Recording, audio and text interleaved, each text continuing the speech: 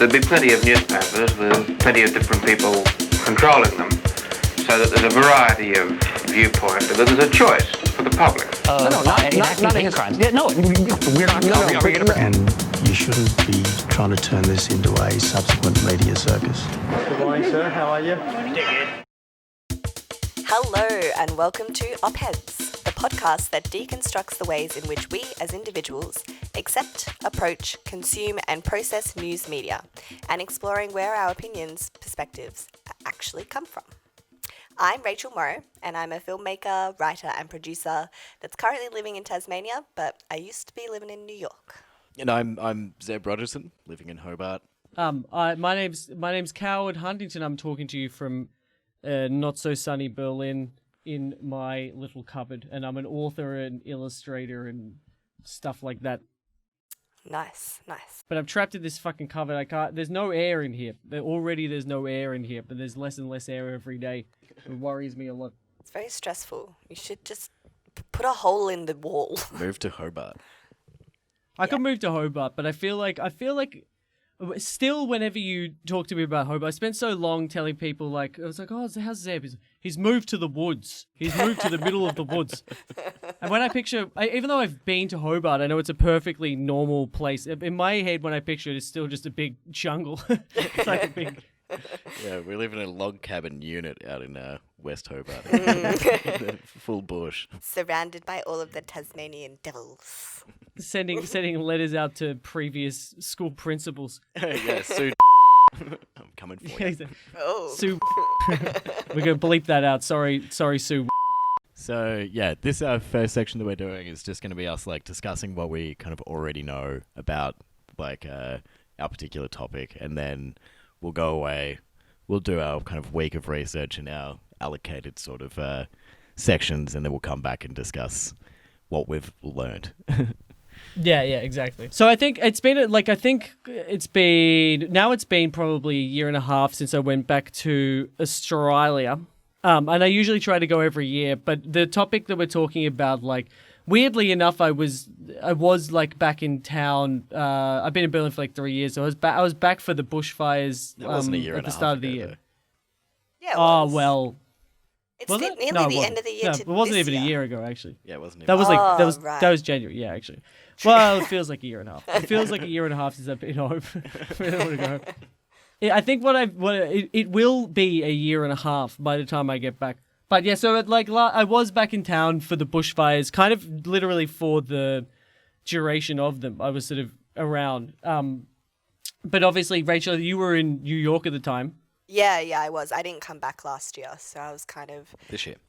Oh, yeah. No, well, the bushfires started in December, didn't they? Yeah. Yeah, so... You missed the bushfires. Yeah, well, I didn't come back till April this year. But yeah, so Yeah, I was so just kind of... sort of just after, yeah. Yeah, I was hearing about all of the bushfires from New York and just freaking out constantly. Checking in on my family because, like, you know, they've got the farm and stuff. And I was like, oh, my God, please stay safe. It was... Oh, yeah, of course. Did it hit the patch? No. So my parents don't live in the patch anymore. They live in Balan, which is like near Ballarat. But wasn't like there were fires around that area, and I was always checking in. There was one I know that was like quite close, and I remember my parents being like they were just waiting for the wind to change, which it did, thank God. But nothing too much like what it was like in New South Wales. Yeah, for sure. But I don't know, Zeb, if there was like much of a warning beforehand? Because when I arrived, it was like already happening. But was there much of like, oh, there's something going to happen, soon? Well, I think I don't know. I wasn't tracking it before they started it all. I think there's there's an assumption that around that time of year they're going to start.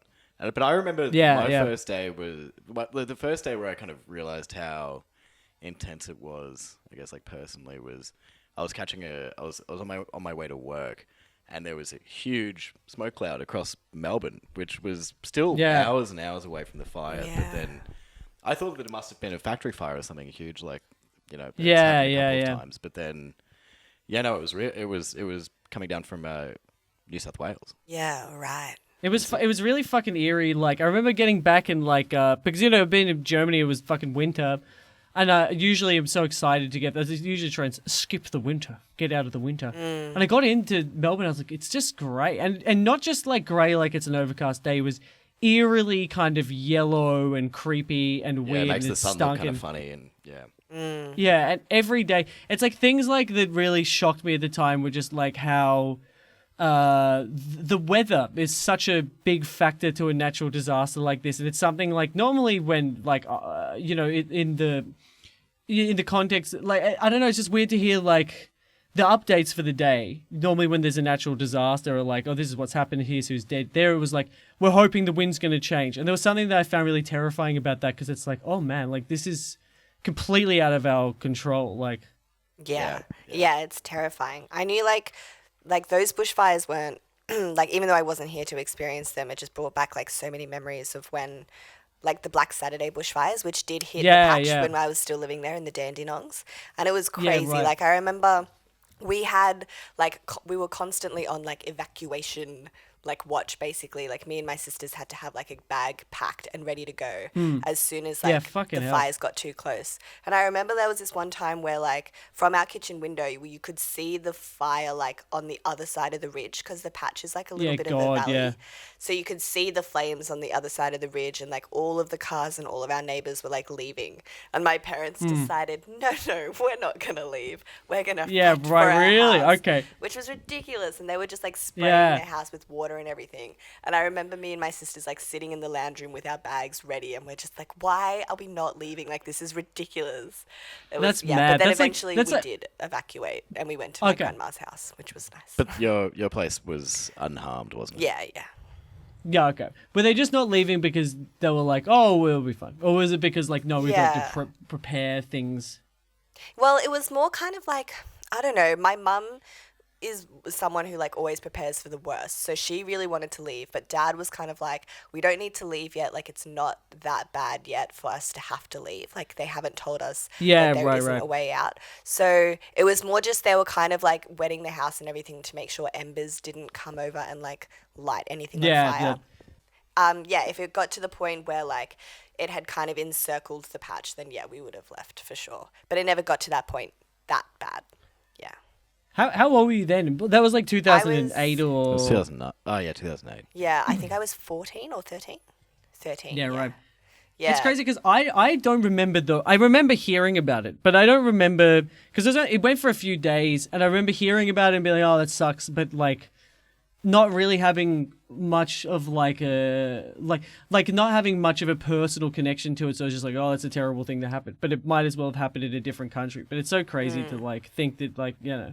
Compared to the second one, where I think just to watch it go for so long, and every day there'd be something horrible on the news, and like, you know, a bunch of koalas are dead this week, and like the fire's just getting big. I remember seeing it from a fucking plane when I was flying somewhere internally. I had photos on my phone, like you could see it just as you were flying for hours and hours. You could just see, I don't know, it looked like a little like a gas burner or something like that. Oh my God, you know, that's just crazy. Just streaking along the countryside.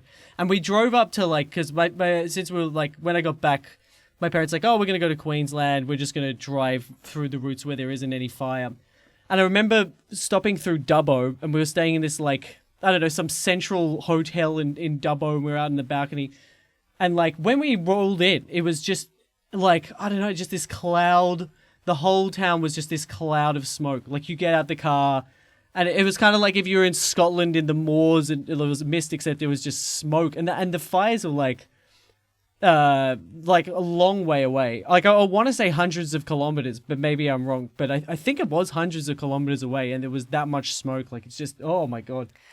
But I think the reason, like, so from my memory of the bushfires, there was this sort of, after it was sort of started to, like, you know, once everyone got past that national unity of like, oh shit, everything's fucked up, there started to be kind of like, there was sort of this ongoing dialogue of like, whose fault is it? And obviously a lot went on to Scott Morrison because he handled it really terribly and was overseas and came back and was sort of being kind of robotic.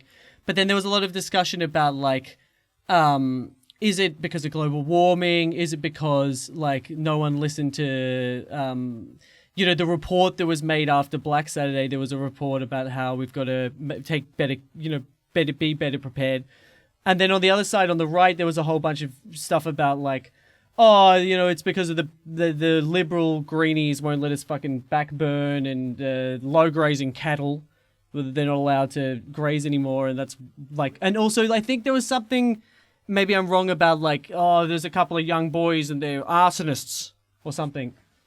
Yeah, right. I don't remember Yeah, that. I don't know. Like, I guess I wasn't really paying attention being in New York about like kind of the reasons as to why it happened. I just assumed, yep, global warming and Scott Morrison's bad. Like, that's all I kind of remember. Yeah. I think that the criticism of Scott Morrison was mostly more about his response rather than his preparedness. I feel like, I don't know, at least that's the narrative that I was catching at the time.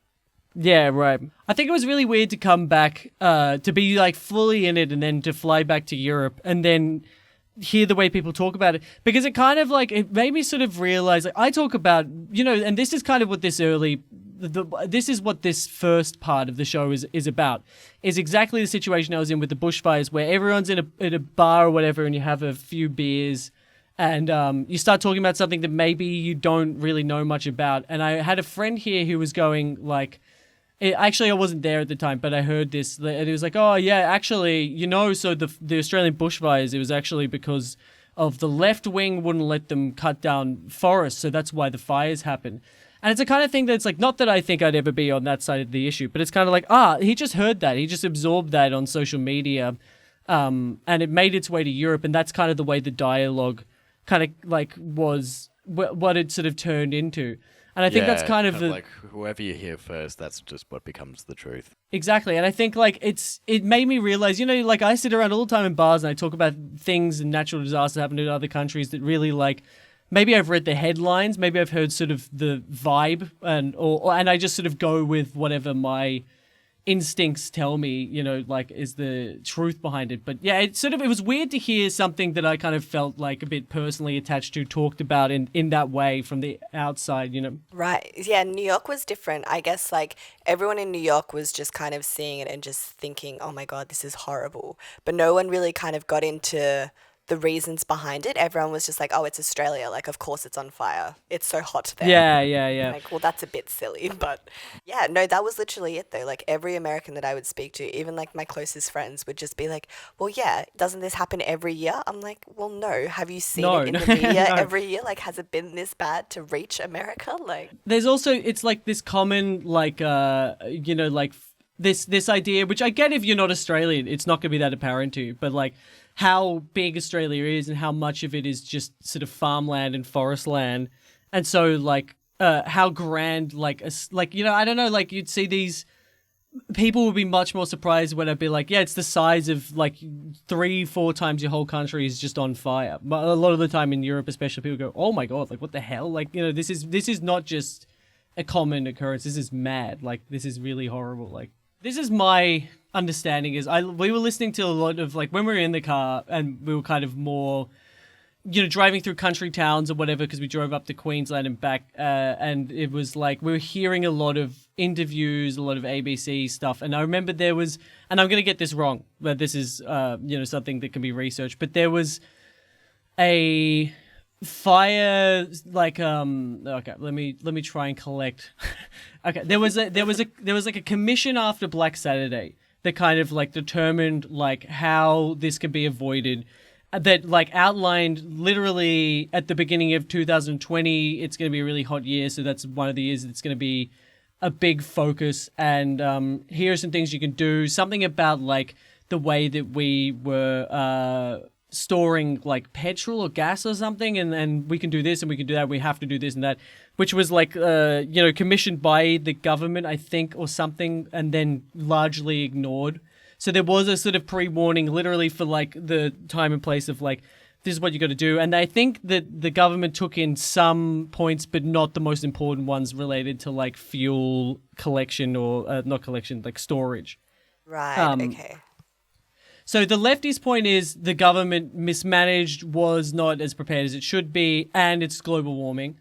And on the right, a lot of what I was hearing was kind of one or two of these points. Firstly, the big one is the greenies won't let us backburn. So like backburning is in like starting a small fire in like an area of grassland or woodland, like that's controlled so that we have more of like a, so that like when a fire begins, it doesn't spread as easily, like which indigenous people used to do for thousands of years. It's to get rid of like backburning, like my parents do it on their property. It's just to get rid of the shrubbery and like the foliage that's on the ground, because that's what actually starts the fires and like keeps them spreading. But if you get rid of them, so there's not that much the next season, it doesn't spread as quickly. Which is like I'm as far as I can tell, I'm pretty sure that indigenous people have been doing that for like 40,000 years or whatever, and it's an important thing to do. But their point was like, oh, the greenies won't let us do that anymore because of global warming or deforestation or whatever, and that's why the fires started. And then there was another point that it's all arsonists. There was definitely a thing about arsonists. Oh, it's like because I know that a good chunk of the Black Saturday fires were the doing of arson. There was a lightning strike though. Like lightning's caused some of the Black Saturday as well. Well, I remember they kept focusing on these two. They got this footage of these two little punk country kids who were maybe like 10 years old, who looked like little BMX kids, and them with like a little cigarette. Like, we watched them just throw the cigarette on the ground and start a fire, which I'm sure there was some arson. I'm sure there is some arson, and I'm sure that's the causation of lots of wildfires. But I don't think that it's entirely responsible. That's just my opinion, but I'd like to see kind of what evidence there is, or whether it's just a general chatter on the right.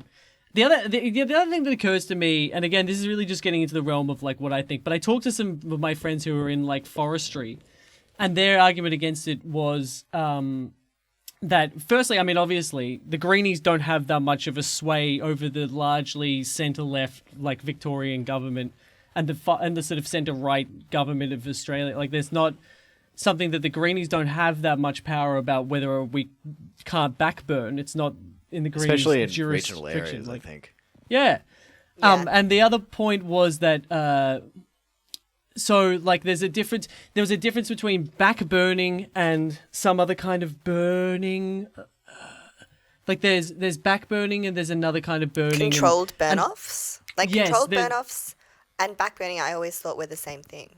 There's something that I'm sure we'll figure out in the research that I remember at the time being very passionate about, but I've already forgotten what it is. But it's something about like, they're saying it's backburning, but what they're talking about is this kind of burning. Backburning's different, and that's why like a lot of people are getting it wrong. And this is what was banned, and this is why. And then also the main thing that I got from my friends in forestry was like, a big issue is now a lot of the towns are expanding into each other. And so there's a lot more houses that can be destroyed when there is a fire in areas that are traditionally fire prone, and that's another factor to it. But yeah, so these are all the kind of things that are floating around that we can, make point of researching. Yeah, yep, for sure. Yeah, well, I'm happy to really go into the kind of, I guess for lack of a better word, the leftist view of the government and how it was kind of the responsibility on them to be prepared, and if they mishandled it, I'd like to research a bit of that as well. Yeah, yeah. I think I'm keen to look into the kind of anti-greenie narrative that was spun by the media and see if there's any truth to any of it. And I think I'm happy to just sort of like give a general overview of like this fire, maybe just fire response culture in Australia in general, and kind of like how that's changed. And because I feel like to zoom out and to look at it at the macro, not the micro, about like, I don't know, like how Australia traditionally handles fires is kind of important to know. Yeah, for absolutely. Sure. Definitely. But like, regardless, no matter, I think like it's very natural to sort of assign blame, and sometimes it's absolutely valid. But I think, people in a situation where there's an emergency often do. Yeah, no, I think so too. Like, I feel like a lot of these situations, especially natural disasters, a lot of the time it's not necessarily a blame game, but everyone wants to be able to do that so that it makes it easier for everyone to kind of understand the tragedy and deal with the tragedy. But I guess like the point of this episode is for us to kind of figure out if there was actually someone to blame, or if there was something specific to blame, or if it was actually just, you know, like a collection of lots of like, just get a clearer picture of like what happened. Yeah, exactly. Yeah, definitely. I guess we'll go off and do our research for the next week. Do our research. And come back and hopefully know heaps more about what happened. Yeah, well, I hope so. Yeah. Yeah. We're also Berlin's sliding into a quarantine, so I'll probably have lots of time to research because our numbers are zooming up, and the government's doing absolutely nothing, or the state government. Jeez. Well, I just got a new job, kind of. We'll see. Over the week, Coward read Fire Country by Victor Stephenson, what you need to know about the Australian bushfires from The Verge, and watched Australian Stories Indigenous Fire Management Program. Zeb read a bunch of stupidity on Twitter, Sky News' interview with Barnaby Joyce, The Guardian's article about Twitter bots throughout the fire season. Sorry, I kind of did a little bit of a skip there, but that's all good. And Rachel read how Rupert Murdoch is influencing Australia's bushfire debate by the New York Times. Graham Redfern's article in The Guardian about Australia's bushfire conditions and climate change. And on ABC, an article about arson claims. All sources for the episode can be found at cowardspace.com/opheads. And the other thing I realized almost immediately into doing the research was last week I was banging on about petrol, like they're storing too much fuel. petrol. Fuel is not the same as petrol. Yeah. I don't know. Is that? I think that's something that's not even like. I don't think you need to be like a fire management expert to know that. I think I just heard the radio show I listened to. They were talking about fuel. It's going, yeah, petrol. Probably they kept too much. I know, because when you were talking, I don't know, yeah. Because when I read fuel, I'm like, yeah, of course, like forest fuel, you know. But when you were talking about petrol, I was like, oh, I guess he's talking about tractors and, cars. That's literally what I thought. I thought it was like that. I in my mind, when I was listening to this podcast, I remember listening to it on the drive up back from Queensland going, yeah. And I thought they were talking about like all these farmers, the government is like storing illegal petrol in big canisters in the bush or something. Like, I don't know what the fuck. That's ridiculous. Well, is it, man? I don't know. Is it? No, it's ridiculous to me, but I'm sure maybe to other people. Yeah, for sure. But did you guys find like I definitely think that like I've kind of I think Corona really and not being in Australia really put the bushfires a lot out of my mind because I don't know like reliving it through watching all the videos and remembering it's so like I don't know it's so weird to think that it wasn't that long ago and I've forgotten so much, like immediately, like I knew so much that I've already forgotten about it. Yeah, no, I agree. Like, I think it was more kind of like re-seeing the images that brought it all back. And I was like, fuck, that's crazy. Like, it was so intense. Yeah. And then it just makes me think like we're in almost November and these started in like September, November last year. Like we're in for a whole other situation. Yeah. I don't think that I was... I feel like I haven't learned really anything in the process of the research that I did. It was all just a bunch of nonsense. Yeah, of course. I think it's kind of tricky because like I don't, like it's obviously like when we touch on like the rights perspective or more even the conspiracy perspective, I think it's almost like I don't want to entertain these ideas. Even though that would be objectively like the most fair thing to do is be like entertain all ideas, but I think to me it's almost more like no, this is fucking like right wing myth busting. Did it feel like that? Yeah. It was. I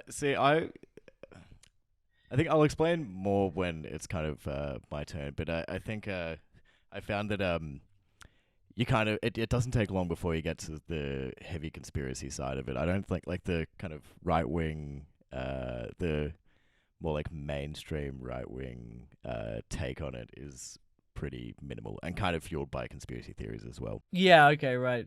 Yeah, I think I was just mostly shocked by like when I would like, you know, I was going through a lot of articles related that I remember at the time and just watching all this footage, and it was like rolling through these awful memories that really are so apocalyptic. And like, I think because it's something natural and it is fire, you know, like it was just such a catastrophic thing. And really like day to day it felt like that, you know, being in the cities, which is really like not even close to experiencing what people in the country did. But like I really like was really shocked to see remember like how bad it was. I really wonder if it's just all been absorbed by Corona, or whether this is just sort of the way what our memory does to big, you know, like catastrophic events. Yeah, well, I think it's definitely been kind of overshadowed by the coronavirus. But once the summer hits and like the fire season comes back again, I feel like it's going to be brought back to everyone's minds, and it's going to be like relived, obviously. But for now, I think coronavirus has kind of just swooped in and been like, not today. You can't remember what happened yesterday. No. Yeah, exactly. So I kind of like what I'm I figure the way I'm sort of talking about the general history of bushfires that led up to 2020, which is obviously a lot of time, like, you know, hundreds of thousands of years. So I'm going to try and be brief, and obviously I can't really like give the whole history of bushfires like I can't give it the rundown it needs after a week of research and with the time we have now. But I'm going to kind of focus on like how bushfires were pre and post settlement, and then kind of like the perfect storm of climate change meeting like years of neglect that led up to like the bushfires in 2020, and then a brief rundown of 2020. Right. Yep. Sounds good. Yeah. So the thing, like, because I've like read a lot about cultural burning and indigenous burning, which I didn't know anything about, but it's really fascinating, but like incredibly complex. And I think the thing that most struck me from like the source material that I like got into was like, you know, when you like drive around Australia or you go into a forest and like it looks kind of like, I don't know, like so isolated and twisted and desolate. And in my head, a lot of the time it's like, oh, that's just what Australia looks like. But when you look, like, even if you look at earliest like Australian landscape art, like by the settlers, and you look at like the way that the forests look, it's like a completely different universe, because like the way that it should be when Australia is like in balance or whatever is not this desolate, like sparse trees. It's like there's so much local fauna, and like the floor beds are usually full of native plants and animals. And, you know, you go into a lot of these national parks now, and it's a completely different thing, because like even animals don't even really live in the national forest as much as they used to now. They move out to the farms because like the land is like really unbalanced and badly sort of maintained. And like, you know, like when the early settlers arrived, they described Australia looking like a giant gentleman's park, and like to me it doesn't look like that at all now. And it's like, I think like fire is such like I didn't really get how important fire is like to the landscape. Like there's even a lot of native plants need fire to germinate their seeds. Like the Banksia, or at least one kind of Banksia, needs fire to be born at all. Yeah, right. And there's a bunch of plants that operate like, it's like an important part of the ecosystem. A lot of the information I got from this was from this book called Fire Country, which I really don't have like enough time to do it proper justice. It's by Victor Stephenson, and I really recommend it. It's one of the like the books this year that's really like sort of, I don't know, like really I've learned so much from the book, but I'll try to keep my notes on it brief because we don't have that much time. But Victor Stephenson, he was raised in Kuranda, and he didn't have a lot of connection to his indigenous side. And in the mid-90s, he went to this little town like Laura on a fishing trip where he met Dr. George Musgrave and Dr. Tommy George. But at the time, they were just Poppy and Old Man TG, and that's what he calls them. And they spent their lives kind of like, they sort of passed down to him like cultural burning and the history of it and how it works in the Awulaya country in Queensland. And then he sort of went on to like, it's a really interesting story, but he basically went on to like spend his life, like the Victor Stephenson spent a long time spent his whole career like working on workshops and making documentaries and writing books all about like cultural burning and how it works. And he got a PhD written and continues to spread the message of cultural burning. And it's like, I don't know, the story I can't get into, but it's interesting, it's depressing, it's frustrating, but I don't know, I learned a lot about it. But basically the way that sort of cultural burning works, sort of like pre-colonial cultural burning, is I think the difference between like burning and the like fire and the relationship we have with fire now and the way the indigenous people seem to, according to this book anyway, is that like Western fire management is about fighting fire and defeating it, but like indigenous burning, like, you know, most of the firefighters we have are like really hardworking, but they're not even paid, and the industries are strangled by bureaucracy, and like the science involved with controlled burning is not really a match for like the holistic indigenous knowledge, which is thousands of years old, and like it's not like the way the indigenous people seem to view fire is not about fear. It's kind of like it's an accepted part of the equilibrium, and that's like the big difference. Yeah. Cultural burning is sort of like the indigenous burning, and it's like a holistic practice. The difference between that and hazard reduction is that like cultural burning is inherently ongoing, and that's kind of what makes it different. There's an example in the book. I mean, I don't have time. He goes through and really outlines in Fire Country how it works specifically. But like one example is he was at a burn and there was some scientists there, and he asked them first, he's like, can you explain how you would burn this area? And the scientist said something like, this is a dry sclerophyll forest, maybe I've mispronounced that, with the eucalypt and stringy bark trees, and judging by the land, it should be burned every 7 to 10 years. And all the scientists kind of agreed, like, yeah, that's how it's looked at. And then he went on to explain over like an hour, like going through every single plant and soil and how it all works with each other, to kind of explain like it's not just as easy as that. It's really complicated, and to keep the land healthy and to prevent bushfires, you need to like cater to every aspect of the particular environment and not just a very generalized look at what trees there are. And it kind of requires an inherent, like, ongoing relationship with the land. Like, indigenous people used, like, their knowledge of, like, the native environment, which is a lot of it's been proven by science a lot later, but they have, like, a series of markers that they would use to, like, know when the land needs to be burned, and then they would know how to burn it based on, like, a billion different factors. But, like, for example, if you were in... If you were in a boxwood forest, you'd probably burn kind of at the start of the year, and you would wait to see like the bloodwood trees flower blooming, and then you'd know, oh, it's time to burn.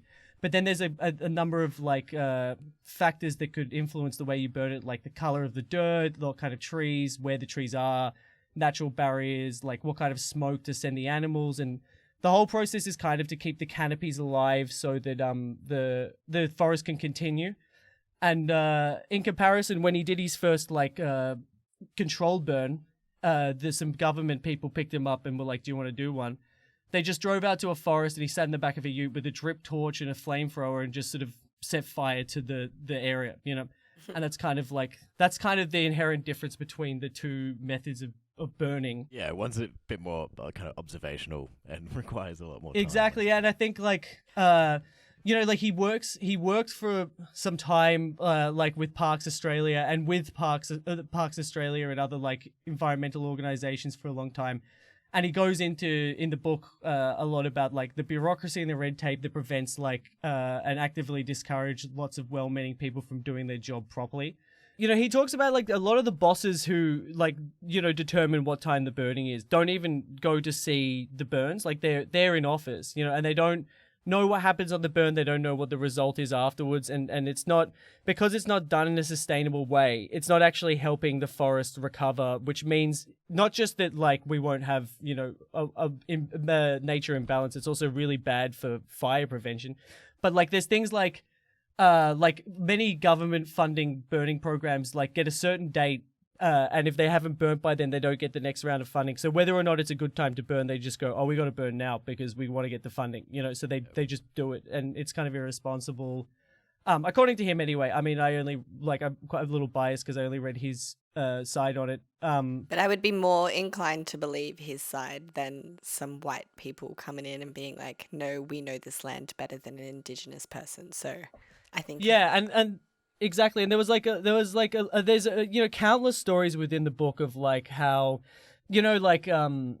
he would that exact situation would happen when he'd be on a burn and someone would be there being like, you can't tell me about how to burn this land, and then he'd show them, and you return to the land like soon after, and all this native grass and trees would be growing, and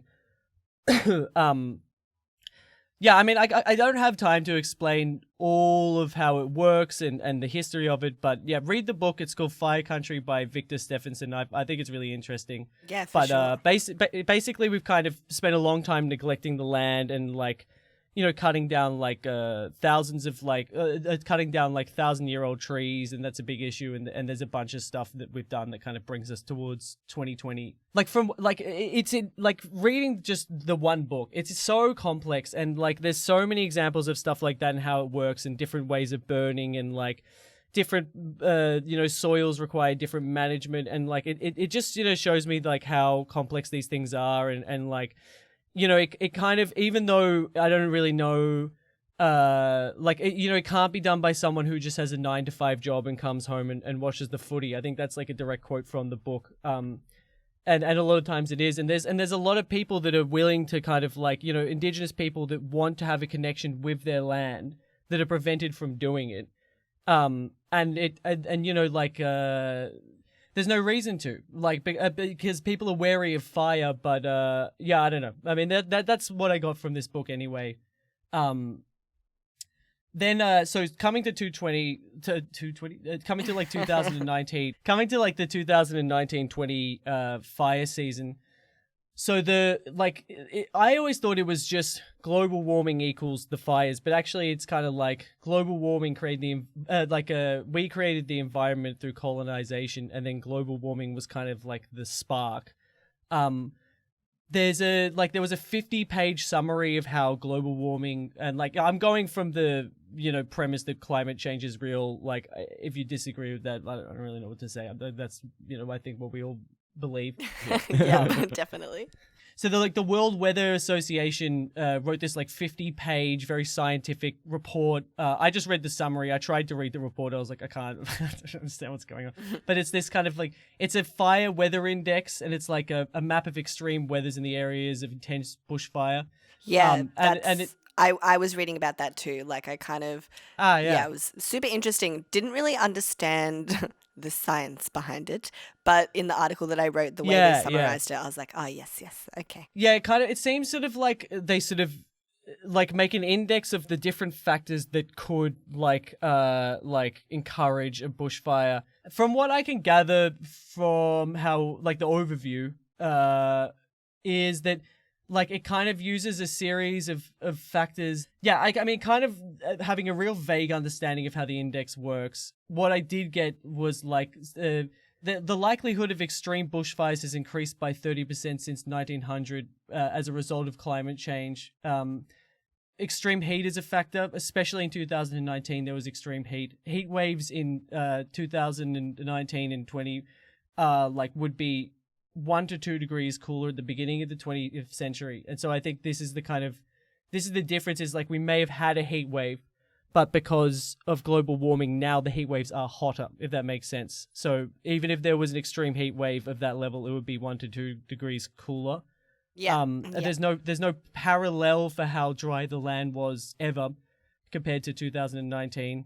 And something about it, like there was a record excursion of the Indian Ocean dip hole, which is kind of like our El Nino phenomenon. Yeah, I came into that in some of my research as a way of kind of like discarding the climate change kind of part of it, saying, But this is a natural thing that's going to happen anyway.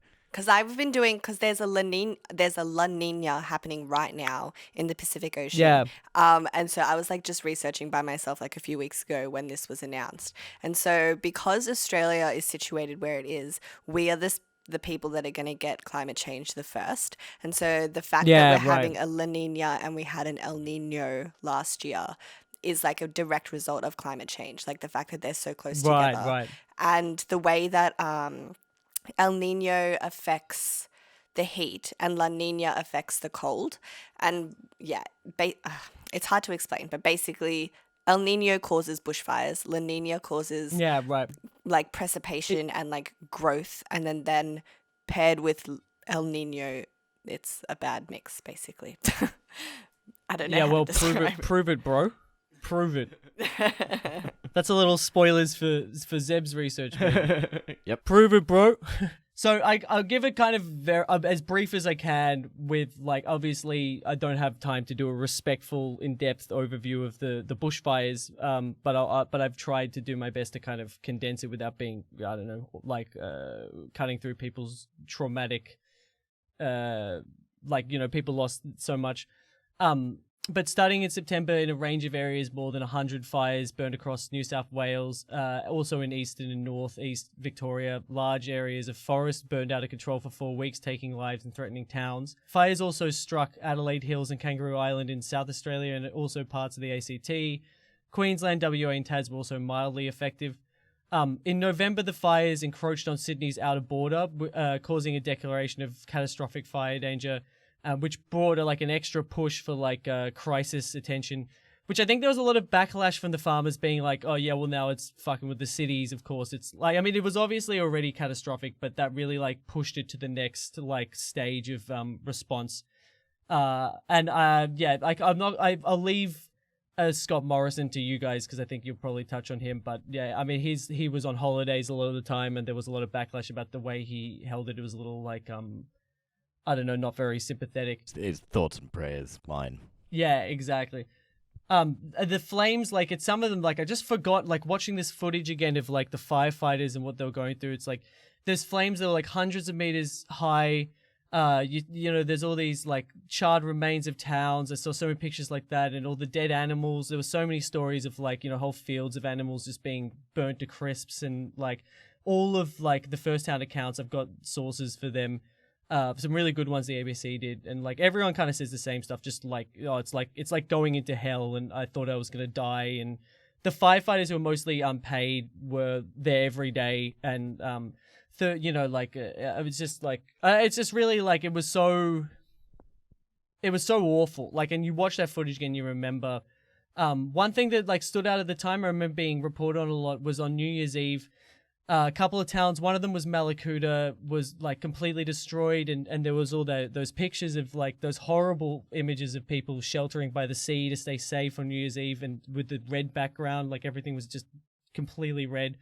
In that one night on New Year's Eve, I mean, maybe there's more from my brief research I could see already. Sarsfield, Kooyong, my pronunciations are wrong, sorry. Coogee, Bateman's Bay, Conjola Park, Mogo. That was all in just one night. I got a quote from The Verge about how like the cities were affected by the smoke. This is a direct like quote from there. The smoke became another disaster. On January 1st, Australia's capital recorded the worst pollution it's ever seen, with air quality index 23 times higher than what is considered hazardous. Smoke in the city crept into birthing rooms, stopped MRI machines from working, and triggered respiratory distress. And one elderly woman just died as soon as she stepped off a plane. The whole time, yeah, Scott Morrison's on holidays. By January, 18.6 million hectares, which is kind of like, by comparison, the size of like almost the entire UK, was burned across all of Australia. The University of Sydney estimated 480 million animals like died, and entire species of plants. And now a lot of animals are endangered. There was like almost 2,500 homes just in New South Wales. 33 people died, and 337 million tons of CO2 were released. And yeah, I mean, the fires went on till early May. They kind of petered out, but you know, I mean, like, there's no doubt. Like, to anyone who wasn't in Australia at the time, it's like we've never. You know, I hear that a bit in Europe, like, oh well, you know, there's catastrophic bushfires every year, but it's like this is like there's nothing.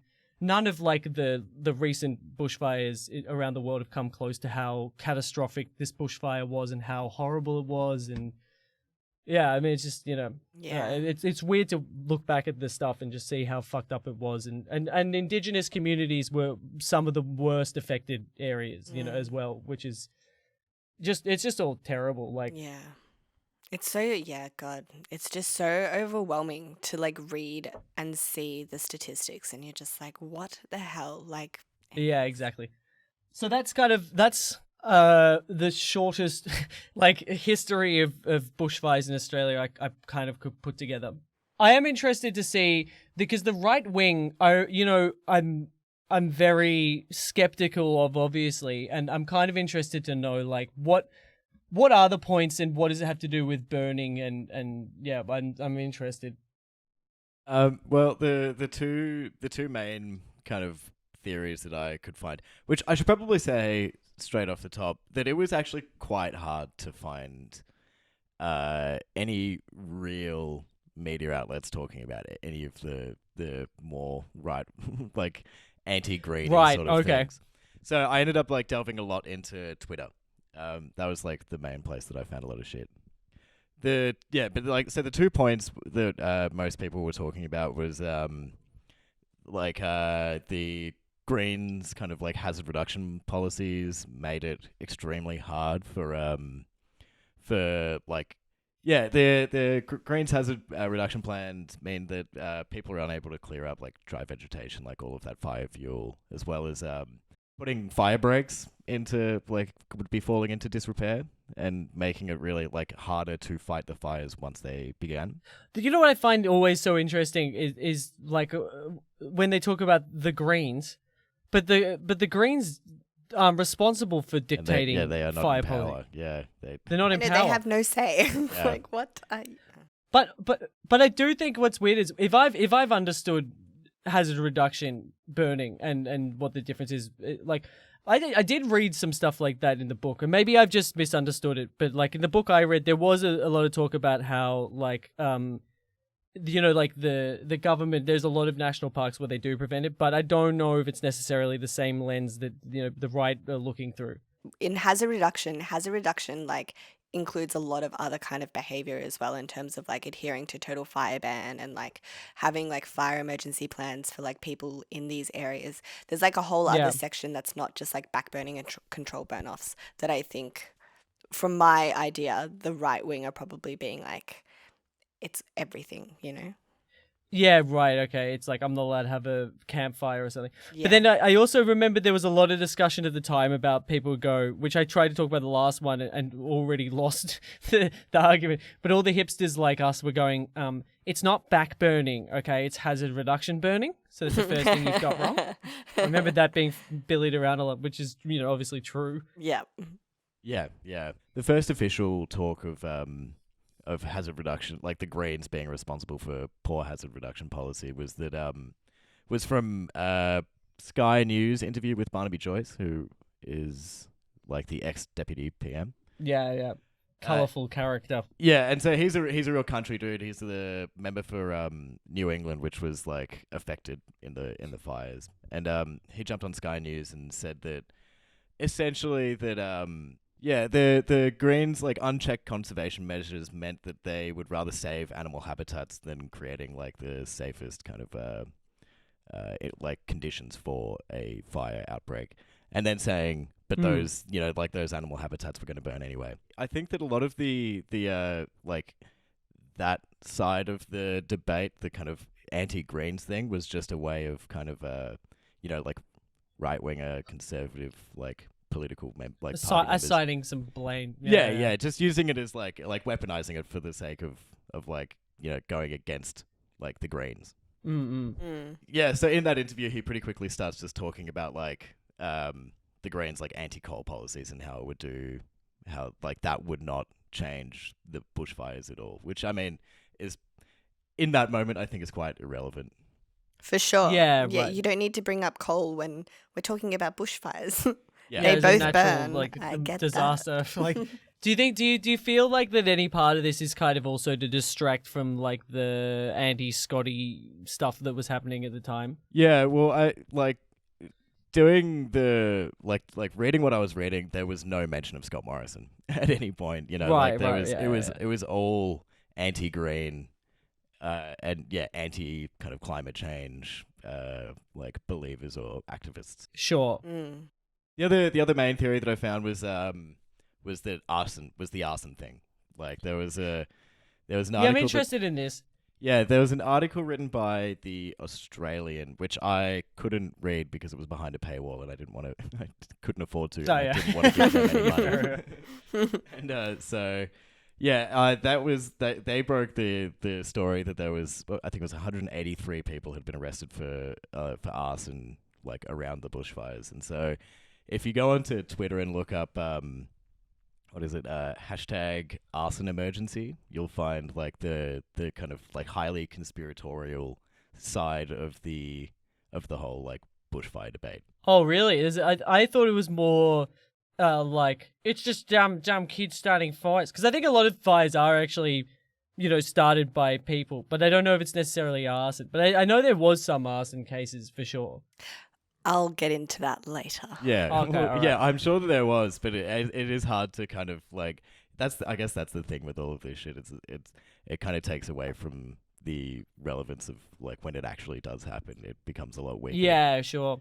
What's the conspiracy? What is it? What's the story here? I'm so interested. Well, I mean, I'm saying conspiracy. It's probably like that is the conspiracy essentially, that there's nothing. It has nothing to do with climate change, and that it's only due to arson, and completely ignores the fact that even if it was arson, the bushfires have gotten really, really bad, and that might have something to do with climate change. But do they have like a narrative behind like why people would want to start the bushfires? Like, was there anything? I remember this whole thing that there was like, oh, isn't it convenient where the bushfires were active because now the land's cleared for this like interstate railway project that like the right's been blocking for years and years, and like kind of convenient that like all that land is free now. There was something like that. I remember floating around like Facebook. I do remember that, but I couldn't find any of insane. those tweets like this time around. But I do remember seeing that stuff on Facebook when it was when it was all going on. Maybe they were deleted. Yeah, maybe. But I think that I'm pretty sure. I don't know this for like definitely, but I think that the kind of like interstate railway thing is the thing that like governments of the Libs and Labor have both kind of put forward throughout the years, and it's just like it's never going to work. It's too hard to do. It's too far, too much distance, and too unnecessary. Yeah. Yeah. Even though it would like maybe cut down on some CO2. I mean, it's not a bad sure. idea, but like I just don't think that it's not really something that's at the forefront of anyone in power's mind. So when I was looking into the whole arson emergency thing, I found an article on The Guardian talking about how a lot of the arson emergency hashtag was being I guess this is actually quite conspiratorial, was like a lot of that hashtag was propagated by bots. Like all of these fake Twitter accounts were were tweeting all of this stuff, which I mean, I'm not really sure what the advantage is of doing that. I'm going to discuss that later too. Interesting. And like who would be behind it? I guess it seems a bit more, I don't know what the word is, like a bit more conniving than a lot of Australian politics tends to be. You know, that seems like something that might happen in America, and it would be Russia, something like that. But you really see when like Australian politics, when I moved over here, and there's so many countries and people talk about different politics all the time. Australian politics is quite simple, usually like just button heads. Like I don't know. Yeah. Yeah. I'd agree. Yeah, I don't know. It was quite funny. Like I think after I saw the bot thing, the bot article, the first user I came across on Twitter with the arson emergency hashtag was named Daryl_Carrigan3, which made me think of a bot. But I like the idea that Daryl from the castle is also some. He's also managing. Yeah. Yeah, and then so I don't know. To me, I think that like most of what was going on was it was all kind of coming from or being shared through Facebook and Twitter. I would say probably mostly Facebook, where I think that it works because people who aren't necessarily that interested in kind of delving much further than what they read on their news feed, it's very easy to convince those people. But then if you actually Google any of the kind of theories put forth on Twitter and Facebook, almost everything that you'll find is like debunking and fact checking of like those claims. Yeah, right. That's what I found hardly for surprising.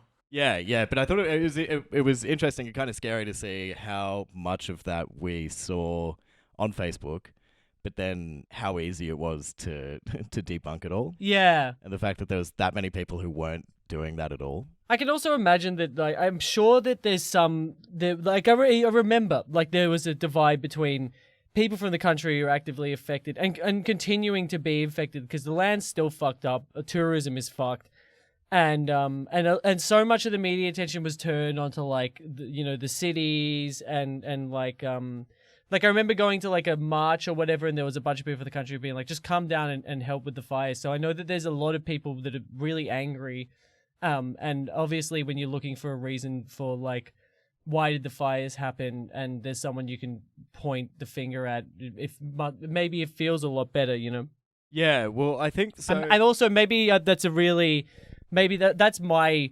spurious opinion. So if I've got that wrong or I'm painting the wrong picture, then sorry.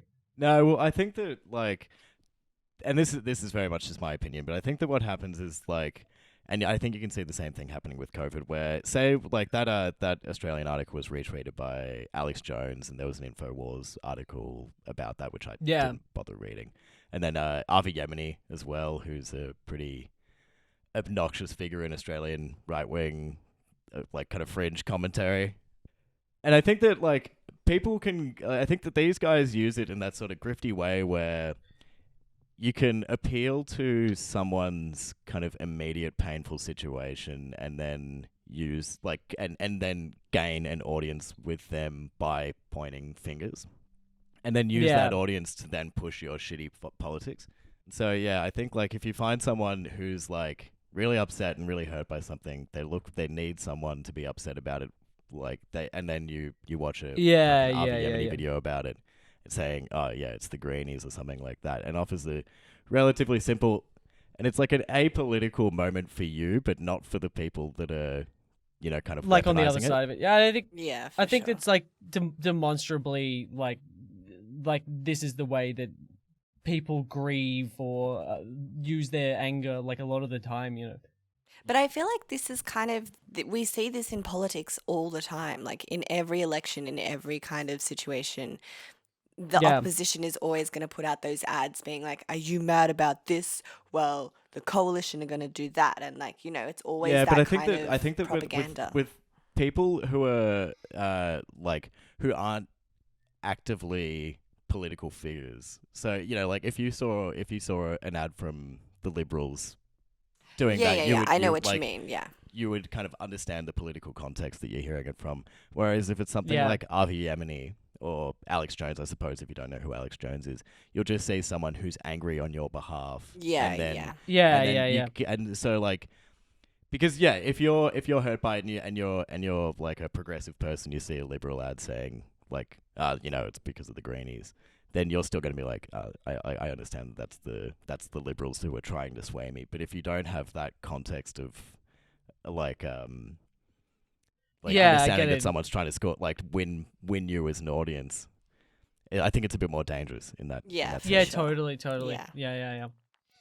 It's just a manipulation of power and influence. Yeah, and it's I think that's a big chunk of what brings people into really fringe ideas. Like, I've seen a heap of it with COVID, where that same Avi Yemeni guy, who's a flaming fucking racist and like convicted domestic abuser, is just kind of expressing people's frustrations with the lockdowns in Melbourne. And you get all of these people sharing his content because they agree with his stance on the lockdown, which is somewhat, fair enough. But then all of a sudden they're subscribed to this evil fucking person. Yeah, and then it's like this little bottleneck into conspiracy theory and like I mean, you could probably say the same thing. I'm sure it's a similar thing with QAnon, where you appeal to the rights of like children being sex trafficked, and all of a sudden and all of a sudden you're deeply Trumper into supporter. like it's a rabbit lizard hole. theory and into Trump. Yeah, exactly. It's a slippery slope. Yeah, and I think that's something that the right seems to be really good at doing, and I don't know if it's that the left isn't good at doing it, or it has a conscience, not to do it, or. And I think the right is able to take advantage of these opportunities, and I guess doesn't really have a conscience in it. Whereas the left, I think they try to say that I'm not going to stoop to that level, and then they end up losing people. But yeah, so to summarize, like, what I learned, I guess nothing other than like, there was, I saw, there's certain things, like I watched an Arby video saying that, like the Greens had recently updated their website, their page on hazard reduction. I just went on the Wayback Machine and checked, and it's not true. Like, I think that a lot of the points that those people were making are pretty unfounded and just rely on the kind of emotional, like, I don't know, the emotional appeal of, like, big statements. But yeah, I think that it's mostly just been used as a weapon, as most things are, to kind of, like, push particular agendas, which like the left has done as well. Like, of course, there's, I guess that there's blame in all different directions, but I think that the weird right-wing version is a bit, like, weaker. Oh yeah, for sure. And I'm going to lean into that because all of the things that I read were very much, like, it kind of just fueled, sorry, bad word intention there. It was just basically telling me what I already knew and kind of promoted my own ideas.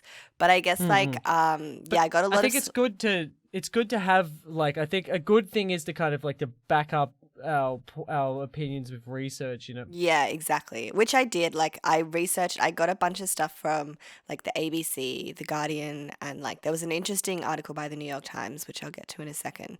But I guess, like, firstly, to combat most of what Zeb was saying in terms of the right's arson emergency rhetoric, I read this article by the ABC, and they were basically just like, it was called some coalition MPs say that arson is mostly to blame for the bushfire crisis. Here are the facts. So they just went into delving into, like, what arson actually is. And arson by definition is the deliberate fire setting resulting in criminal damage to property, including a structure, a house, a vehicle, or vegetation. And so they go on to talk about how it's actually, like, a really difficult crime to detect in any sort of fire situation because, like, mostly in a fire, like, it burns away the evidence. And especially in a bushfire, like, because it covers so much ground.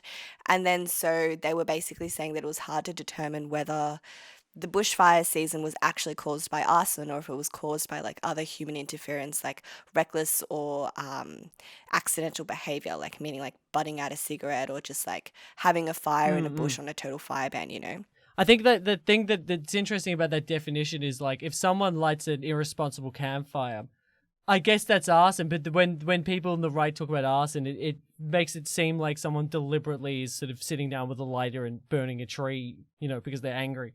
Well, no, that's the thing. Like, someone lighting a a campfire and it getting out of control, that's not defined as arson.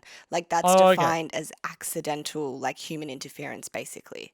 Like, it was caused by a human, but it wasn't by the definition arson. So that's what this article was talking about, was basically saying that, like, the right is trying to say that these were all deliberately lit and these were all caused by, like, deliberate human situations, And so they were basically just, like, debunking all of that kind of stuff and saying how, like, the bushfires could not have been arson and they could not even have been caused by humans because of the majority of the bushfires were in, like, completely rural areas in, like, Victoria and New South Wales that were inaccessible for humans.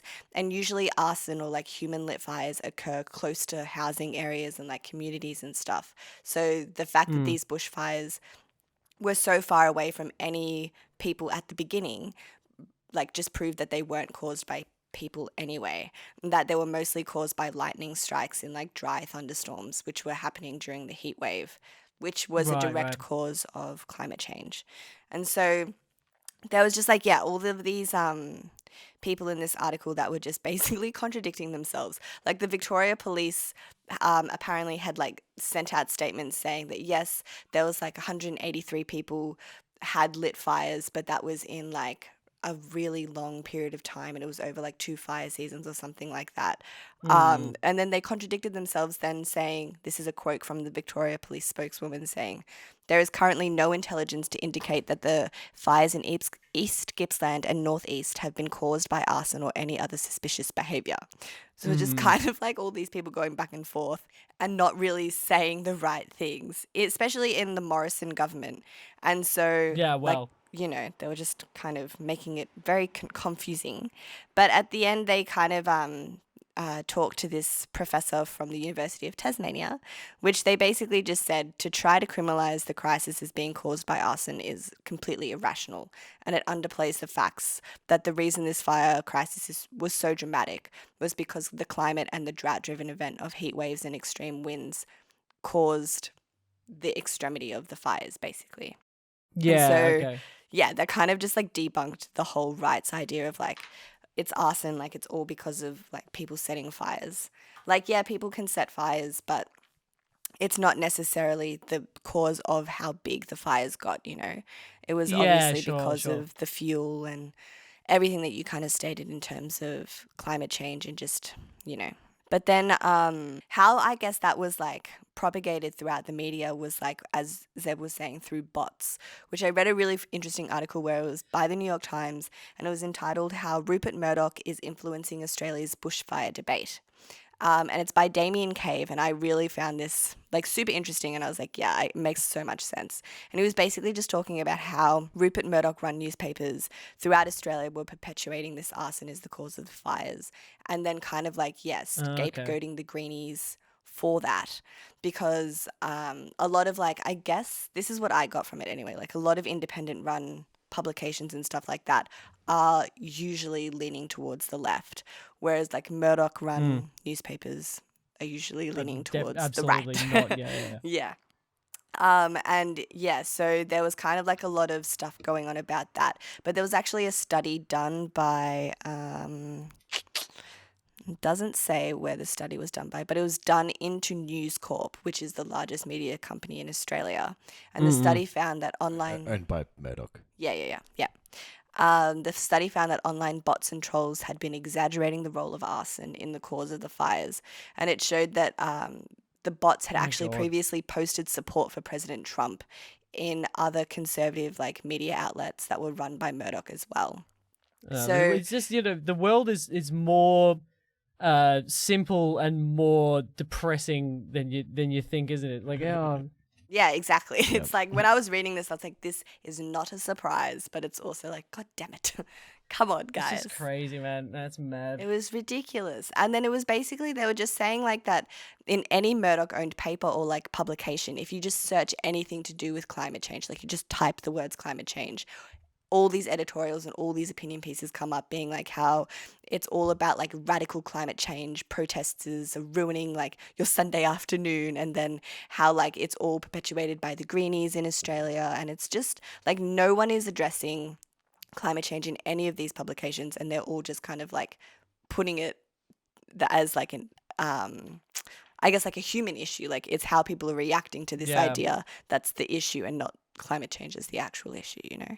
Like if I've understood the premise of the article properly, it's just, with all this like conspiracy and bots and like the construction of public opinion, you think it's something like it's a bunch of shady businessmen meeting in a back room and sort of trying to program minds for whatever reason, but it's actually just all interrelated to just like what's going to get clicks or something, if I've understood that correctly. And that's just, it's not that the other scenario would be better, but things aren't as like, conspiracy doesn't have to be so intensely complex and like sinister. So, well, I mean, it is, but not as complex in its like motivations as that we think that it might be.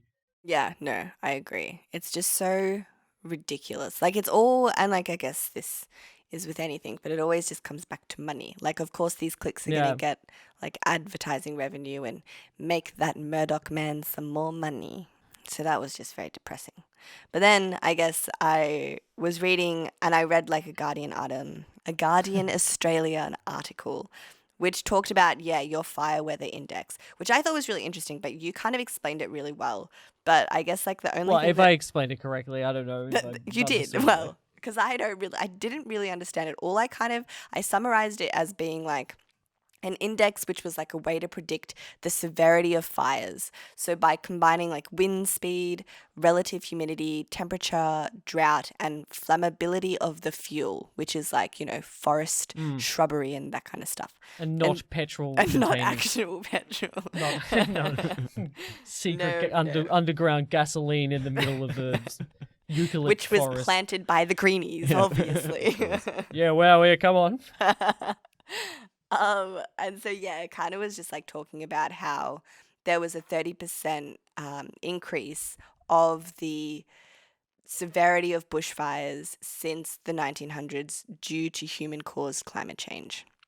That's kind of like all I got from it, but which is exactly what you said. But it was basically they had a really, it was just basically like the lead scientist of that index or study or whatever her name was Sarah Perkins Kirkpatrick. And she just stated, like, this is a direct quote from her. Australia just experienced its worst bushfire season on record, overlapping our warmest and driest year on record. We know climate change has a role in increasing temperatures, which is a component in bushfire weather. So it's basically just like, look at the facts, guys. This is science. And there's no denying that obviously these bushfires got so bad because of climate change. Like, yeah. I mean, without getting a degree in climate science or something, I don't really know how we could sit down and explain a simple explanation of how it works apart from reading a report and talking about it. But I think it's important to stress that I don't know if this podcast is not. I don't want anyone to think that this podcast is about complete objectivity. It's not. It's about exploring why we believe what we believe. But yeah. Which I guess and when I was reading all of these articles, in terms of that question, why do we believe what we believe? The reason I believe what I believe is because of the facts. It's science. Yeah, the science. There were Who numbers. told you the facts? Who paid for the facts? By Yeah, trustworthy Guardian Australian reporters. Prove it. Well, I trusted Graham Redfern. He did a really good job in convincing me. Prove it. Until I shake his hand, he doesn't exist. No, he had a lovely little photo of himself. It was very cute. If I destroy him with my mind and my memory, he doesn't exist. Okay. All right. I mean, sorry, coward. Sorry. But I guess the one thing that I did want to add was that the whole Scott Morrison is a bad guy. I think that all came from memes. Because everything I researched, it was kind of just talking about government representatives, going back and forth and kind of blaming each other. But no one blamed anybody in terms of the articles and the written pieces that I read. I think for him it was definitely about it was it was more. It was about his response. Yeah, exactly. But I mean, it kind of blew up through memes and through Scotty's... It wasn't so much reported on, yeah. But I think I remember off the top of my head that obviously he was in Hawaii, and then when he was sort of interviewing farmers, he wasn't clear on the facts of how many people had died in the communities of the farmers or the bush, maybe they were firefighters, people he was talking to. And he said a lot of very insensitive things, just mostly due to kind of at least something that's hard to quantify, but his humanity was lacking at a time when I think Australia really needed him to be a leader, in terms of the way he presents himself, Yeah, exactly. And that was, I watched a Vice News video and they kind of interviewed very, very right-wing people that were no, he did a good job. And then I watched another video where the people were no, fuck him. He was terrible and so insensitive. So I guess it was Yeah. just kind of because these were both people who had experienced the bushfires and like lost their homes and stuff, and it was very interesting to see. Yeah, exactly. I mean, it's hard to quantify something like that. So I think like for me, kind of what changed is like, firstly, just it was less like what did I learn. I mean, I learned like in terms of the bushfires, it was more like what had I forgotten about how terrible it was. But then I learned so much about cultural burning, which is something that I really want to learn more about, because I don't know anything about it still after reading one book, and it's really, really interesting. I can't recommend that book enough. I'm kind of swooning about it, but like I really do think it's a really important book, because I think there is like for the future there's like a sort of cut out path that we can follow that will really help our fire management, according to this book. But yeah, that's my take on it. And I think like it's interesting. I mean, this is through the premise of this book, but you know, like most sort of like indigenous people to their land have a really strong relationship with how every element of that land works. But like if you go back, it's like, you know, like coming from a British English or whatever, you know, like Central European background, and you think like, oh, I never had ancestors that have like a strong connection to the land. But it's like, well, you know, like people that are native to their own environment do and did. It's when people are displaced that they don't, you know, and like there's no inherent like connection that, you know, we as white people have to this land or something, and it's a hard thing to teach, especially if you're actively not listening and repressing it. Like you have to be open. Well, that is with anything as well. Like you have to be open to accept that you're wrong, like that you don't have the tools and you don't know what you're doing.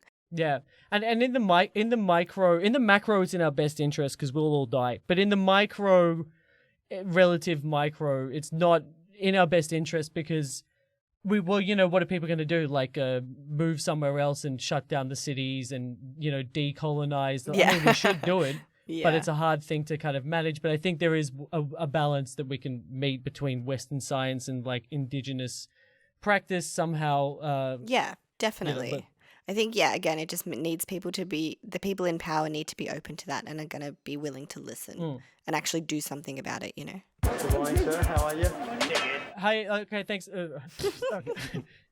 Okay, thanks everyone for listening. Again, you can find us on cowardspace/opheads, no hyphen between the op and the heads, or on Instagram at opheads podcast. If you want to follow any of my updates, you can follow me at coward_space on Instagram, where you can find my writing and stuff. And you can find any of the work that I'm doing with POC Magazine online at pocmag.com or on Instagram at pocmag, which is spelled POCC, by the way, just in case. Yes. And you can find me nowhere. Still. Nowhere at all. You can find him in Tasmania. The mysterious man. We need to create, you know what we should do?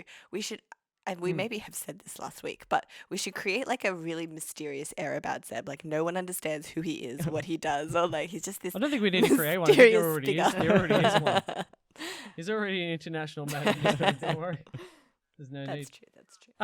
And as ever, if you need to, if we've said something, if we've said something that's wrong, or there's something that like you felt when you listened to this, please like let us know. We're always open to like criticism, and we want to try and get better. So if we've said something that like stands out as grossly inaccurate to you, please like always message us. Okay, guys. See you later. Bye, guys. Bye, See bye. ya. Bye.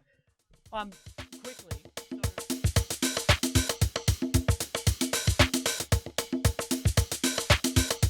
That there'd be plenty of newspapers with plenty of different people controlling them, so that there's a variety of viewpoint, and that there's a choice for the public. Not hate crimes. Yeah, no, we're not.